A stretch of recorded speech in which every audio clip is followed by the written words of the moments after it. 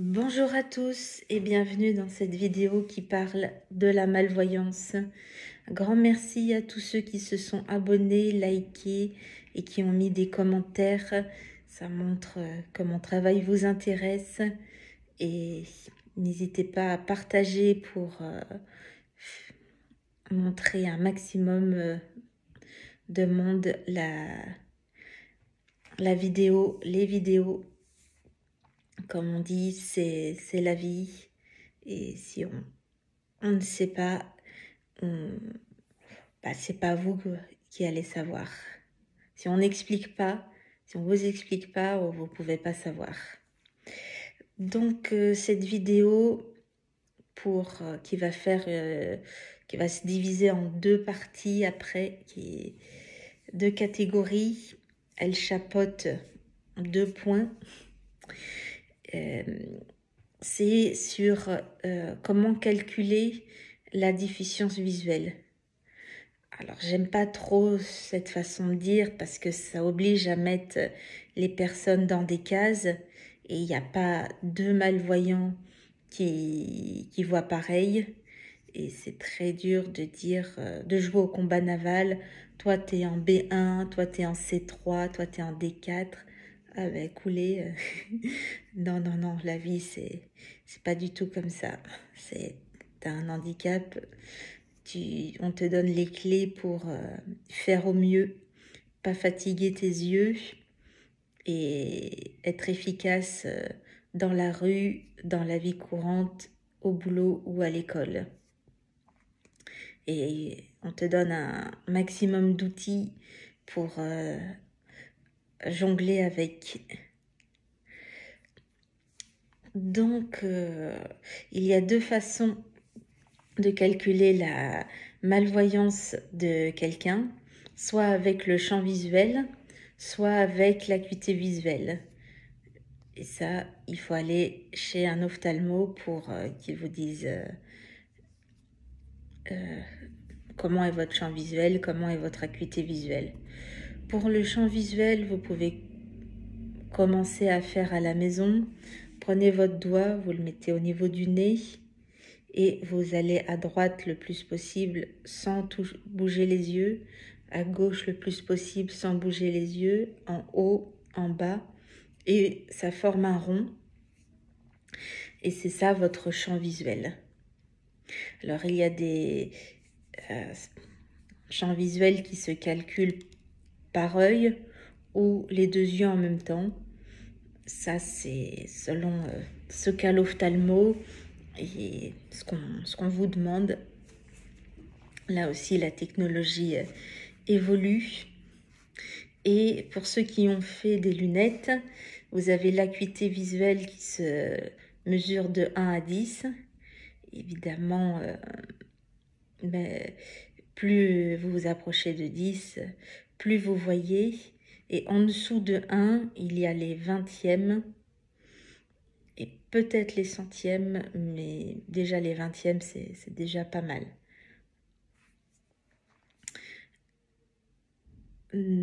Voilà les deux catégories. Et pareil, on est obligé de mettre les gens dans des cases. Par exemple, je ne sais pas si vous savez, en dessous de 5 dixièmes, vous ne pouvez pas conduire. Au-dessus, vous pouvez. Exception prête ou si vous avez qu'un œil, il vous faut à peu près 7 ou 8 dixièmes pour conduire, pour pouvoir compenser de l'autre œil. Voilà. Donc, plusieurs exemples, je caricature exprès. Encore une fois, chaque personne est différente et il ne faut pas prendre en règle générale ce que je dis. Chacun vous dira « Ah ben oui, mais moi je fonctionne comme ça. Un autre fonctionne comme ça. » Donc, vous pouvez croiser votre collègue dans la rue et puis vous le voyez en entreprise et il lit en braille. Alors, 9 personnes sur 10 vont dire « Ah bon, je t'ai croisé dans la rue, t'avais pas de canne, et là, je te vois lire en braille. Comment ça se fait? C'est pas normal, ça, tu devrais pas avoir une canne. Alors la personne va vous sourire et va vous expliquer.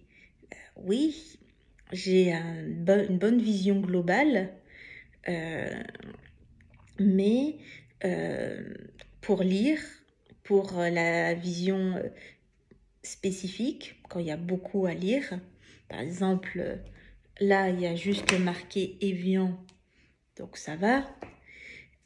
Par contre, si j'ai besoin de lire une notice ou un compte-rendu ou quelque chose qui fait pas mal de pages, là, mes yeux se fatiguent et je préfère lire en braille. À la limite, un courrier, une page, ça va, mais plus, non. Comme je vous disais, moi, je lis 4 pages en 1 heure. Avec les outils modernes que je vous ferai découvrir dans les prochaines vidéos, je triple la capacité. C'est magique. Donc, toujours penser efficacité, surtout en entreprise, pour pouvoir suivre et être à la hauteur des autres. Pareil, pouvoir suivre en classe. Si, certes, j'arrive à le voir que le feu soit rouge ou vert, mais pour lire plusieurs pages, je préfère le braille. Et inversement, vous avez la personne qui voit 10 dixièmes, super, trop contente. Elle peut lire le dictionnaire, ça lui pose aucun souci. Elle peut lire le nom des maisons qui sont au-dessus de moi sans lunettes, aucun souci. Mais par contre, elle a une vision tubulaire. Elle voit comme dans un tonneau. Très facile, chez vous, vous prenez un rouleau de papier toilette ou de sopalin, vous le mettez sur l'œil et vous voyez à peu près ce que la personne voit. Et donc, il va y avoir pas mal d'informations qui va lui être... qu'elle va pas avoir accès. Donc, cette personne dans la rue, elle va utiliser la canne blanche parce qu'elle va pas voir sur les côtés, elle va voir que devant elle. Donc, elle ne saura pas si un chien traverse, si une voiture, s'il y a quelque chose qui la surprend. Elle va être obligée d'utiliser la canne blanche. Par contre, à l'école ou en entreprise, et que je me mette au dernier rang, et que je lise sans lunettes, même si j'approche la feuille au niveau de mon nez, c'est pas très grave. Mais dans les endroits où je ne suis pas sûre, où je ne connais pas, je préfère utiliser la canne blanche. Voilà, 2 extrêmes opposés pour vous expliquer que canne blanche et malvoyante ne sont pas forcément liées. Pareil, un autre comportement spécifique, il y a des gens qui n'arrivent pas à voir le relief. Ils vont tout voir plat. Donc, dans les endroits où ils connaissent, ça va, ils savent où sont les obstacles, ils savent où sont les affaires. Par contre, dehors, tout ce qui est trottoir, ils vont louper la marche.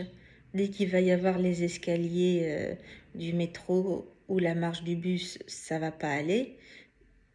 Donc, ils vont préférer utiliser la canne blanche. Ça va les sécuriser, ça va leur dire où est la marche et c'est très bien.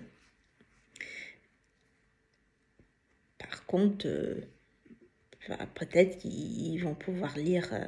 J'utilise toujours la lecture parce que c'est quelque chose de spécifique. Mais il y en a peut-être d'autres. Hein. Ils vont pouvoir écrire en noir, écriture ordinaire, ils vont pas être gênés. Catégorie mise à part, les daltoniens, là, ils vont voir, ils vont confondre les couleurs. Alors, je n'y connais pas grand-chose en daltonien, mais par exemple, le rouge, il va le voir vert, et le vert, ils vont le voir rouge. Donc, ça va poser des problèmes par rapport au feu de signalisation. Donc là, ils vont retenir que quand le feu du bas est vert, pour les voitures, ils ne peuvent pas traverser. Et quand le feu en haut est vert et rouge pour les voitures, ils peuvent traverser. Voilà, c'est des astuces qu'on apprend. Et là aussi, même s'ils ne voient pas le monde de la même couleur que nous, c'est pas pour autant qu'ils vont voir, qu'ils vont utiliser la canne blanche ou qu'ils vont pas pouvoir lire. C'est encore une spécifique. D'ailleurs, j'ai rencontré une daltonienne qui conduit une voiture sans permis. Moi, ça ne me dit absolument pas. Parce que il y a plusieurs... Enfin, c'est du 50 km/h et il faut savoir analyser son environnement à 50 km/h. Pouvoir lire les panneaux, pouvoir voir s'il y a la voiture à gauche qui va démarrer. Tout ça, je ne vais pas dire me fait peur, mais déjà le vélo c'est bien. Après la voiture, on verra s'il y en a vraiment besoin. Et voilà, un petit exemple de 2 cas qui sont différents. Pareil, les gens qui ne voient pas le 3D. Moi, j'ai découvert ça il n'y a pas longtemps quand j'allais au cinéma et qu'il fallait voir des films en 3D. Ils prêtaient des lunettes 3D. Alors, je regardais avec, je regardais sans. Mais c'est quoi la différence? Bon, je ne savais pas que j'avais cette difficulté-là. Bon, encore une. Donc, voilà, ne mettez pas les gens dans les cases parce que il n'a pas de canne blanche, il n'est pas obligé d'apprendre le braille. Ou parce qu'il a une canne blanche, il est obligé d'apprendre le braille. Tout dépend de comment fonctionne la personne, ce qu'elle a appris à faire avec ses yeux. Des fois, peut-être que qu'elle aura envie de lire un livre en noir, ordinaire. Et puis, à un autre moment, elle aura envie de le lire en braille ou d'écouter un livre audio pour protéger ses yeux. Parce qu'elle en aura marre, tout simplement. Dites-moi dans les commentaires si vous voulez que je vous fasse une vidéo sur les différentes façons de voir ou si il y en a suffisamment dans YouTube et qu'il n'y a qu'à chercher vision tubulaire, vision périphérique, DMLA pour avoir un exemple. Ou dites-moi si vous voulez que je vous en fasse une. Dans ce cas-là, je vais voir comment je peux faire le montage pour vous expliquer comment faire. En sachant que quand je fais des actions de sensibilisation, j'ai des lunettes qui simulent la malvoyance et je peux vous montrer comment voit telle et telle personne. J'aime bien faire lire un texte aux enfants, aux adultes, aux participants. et leur montrer que jusqu'à un certain point, on peut lire un texte normal et qu'après, ça devient compliqué. Donc, n'hésitez pas à me dire ça. Et dernière chose, la vision tubulaire, le cliché veut qu'elle soit centrale, mais elle peut être aussi périphérique. La personne, elle peut voir en haut, à droite ou en bas, et du coup, ou sur le côté, un tout petit champ visuel. Et du coup, elle va tourner la tête pour pouvoir vous voir du bon côté. Elle va vous parler comme ça. Alors là aussi, on a envie de vous voir, de voir la personne à qui on s'adresse. Donc si on tourne la tête du côté droit ou du côté gauche, faites avec. Et là aussi, comme on a toujours la tête tournée à droite ou à gauche ou en haut ou en bas selon la partie de l'œil qui voit, ça peut avoir des problèmes de posture.